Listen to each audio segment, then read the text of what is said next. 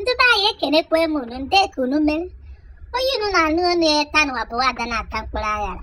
Onye Chineke na-emere ihe ọma. Abụ m nwaada Chineke jikwara ngwa ọrụ na ihe njifụta tanụwa bụ ifu ndị onu shịre na ma nta ihe ọnụ n'okwu n'ụwa. Manụ ụdị nkụzi a na-akụziri ndị mmadụ n'elu from chọọchị ya na-amafuzi m obu. Pastọ preach gide shina ụmụ nwaanyị eyiwe okwe eyelashes. Nke ihe eyelashes nwere to do with the preaching. Ashịna pastọ shiri ụmụ nwaanyị eyiwe okwe eyelashes na ọ bụ Eji Evu Ekwensu. Na-eji na-evu ekwensu plọkụta ka Eji Evu ya ga were ekpegha aka n'ihe anyị na-akpegha n'enya.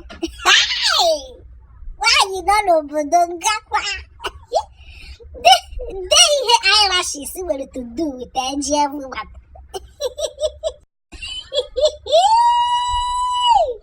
Ya ka baba ajụjụ nna gị.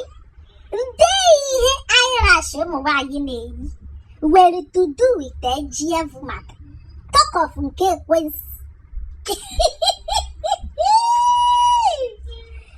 Ọ bụ trouser, the makeup. Ashị anyị eyighị okwe nyere nchị, eyighị nke olu, eyighị ọla ọcha, eyighị ọla edo. O wetara mgbe ashị anyị eyighị okwe wivon. Mụ na onwe m adị m eyi ihe maka na ọgbada amasị m. Ya mere nna gị kabuke isi m wewere ndụ mmeri ihe osevuwodu nke bụ ego. Ihe a butewoziri na mbụ na nke ya ụmụ nwaanyị abụ Eji Evu Ekwensu.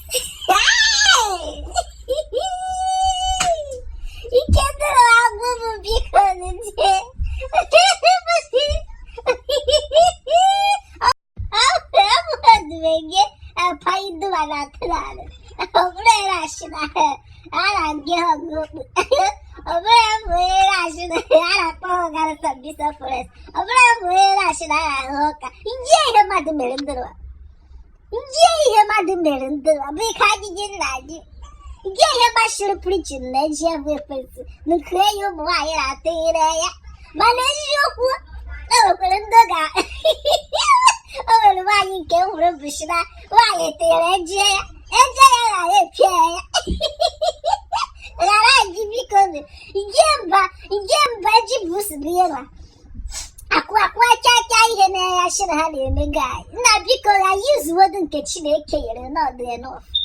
Ọ bụ ebu ihe ndị nwa jiri wee right nkọkọ ya ọnụ. Ashị na nke ya ụmụ nwaanyị abụ Eji Evu Ekwensu n'ọdụ demonic. O mekwere mgbe ha sị na ntutu isi wivon ga-abụ ndị nwoke gashi anyị ego wee kwee were mgbe a sị na kotes ọkụ ịmara kotes a na-eji agbacha vọn na kotes bụ ihe ndị mami wọta na mechie mmiri apapụta n'elu ya anashi anyị anaghị ere anyị eresi anyị ewere penti uwe anyị. Ashị na ọ bụ ebu ụmụ nwaanyị niile ga-abụ Jezibel. Ihe niile ya bụchekwa ọkwa ndị ụka bụ ihe mere.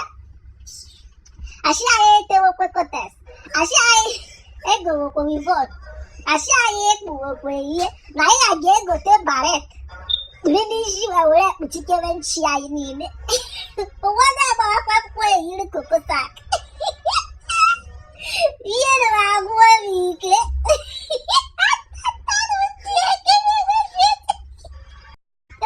Were agwawa m ndị nke anyị si ya bikonu onye anyị na-ejere ụka abụ ịgwagwa anyị ihe bụ Eji Evu Ekwensu ihe bụ mvọ ọkpa ekwensu ihe bụ mvọ eke ya. Ihe anyị na-ejere bụ mara ihe okwu Chineke kwuru. Tupu anyị biko oke ka nke gbashikwara m abụghị ihe enyi ya tegara ya na gbarụwadị na owunu onye na-achị ya akpa ya na-ekwa ngwom na-ekpe ya. Eji Evu Ekwensu. Daalụkwanụ onye unu na-anụ ọnụ ya bụ Adanatamkpuruaghara. Onye Chineke na-emere ya ọma. Aka m sitekeke egwu ịwakọ m gwachiri ka akwa mbịa m ga-enwe eze ya ruo dị ike jisikwa na ike nụ. Daalụkwanụ. Bịa ji nke ihe iji chọwa okwu na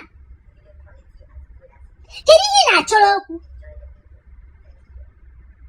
Ị chọrọ mma anyị nchị na ụzọ ebe ọ na adịkwa m serious. Ịgbakwa respect. Nke ihe iji mere ụzọ ebe ọ nọ pụshi ụzọ imere ebefu nganji. Ngwa geshie ndo. Ngwa geshie sọsọ. Don't do it again. Bawa bikonu. Mgbe ka mkpakpa a na-eme ka ndị aka bụkere ibe. Ndị be anyị ga bikonu tewe